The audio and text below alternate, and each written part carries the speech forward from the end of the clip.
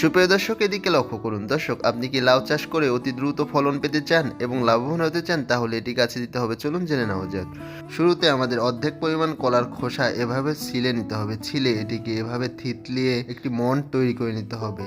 এবার এর মধ্যে আরও 500 ml পরিমাণ চাউল ধোয়া পানি দিয়ে দিতে হবে। আর এই চাউল ধোয়া পানি গাছের বৃদ্ধিতে সহায়তা করে। এবার এর মধ্যে 50 গ্রাম পরিমাণ পেঁয়াজের খোসা এভাবে ভিজিয়ে দিতে হবে। এবার এর সাথে আরও 2 চামচ পরিমাণ চা পাতা নিয়ে নিতে হবে। এখন এই দ্রবণটিকে এভাবে নেড়ে 3 দিন রেখে দিতে হবে। 3 দিন পর যখন দ্রবণটির কালার এরকম হয়ে যাবে, তখন এটি ছাঁকুনির মাধ্যমে এই দ্রবণটিকে ছেঁকে নিতে হবে।